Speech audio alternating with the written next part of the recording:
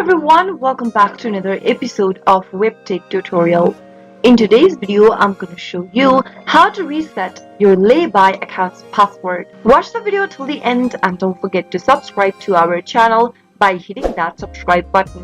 Press the notification bell so that you'll never miss another upcoming upload from us. Open up a web browser to get started. Into the URL box, type in www.laybuy.com and press enter on your keyboard. Doing so will take you to the official web page of Laybuy. Click on the login button at the top right and click the personal login option or the merchant login option according to your account. Make your selection and you'll be taken to the login page. To log into your account, you'll need your email address followed by the password associated with the Laybuy account. If you don't remember your password and you don't know what to do next, all you need to do is to click on this forgot your password link, enter your email address associated with the account on the next page, and click on the reset password button. You'll receive an email with instructions to reset your password. Open up your email inbox and click open the email received from Laybuy. Follow the prompts till the end and set a new password for your account and you'll be able to create a new password right away that you've forgotten for your account. I hope the tutorial was helpful to you. If it was, go ahead and give us a thumbs up.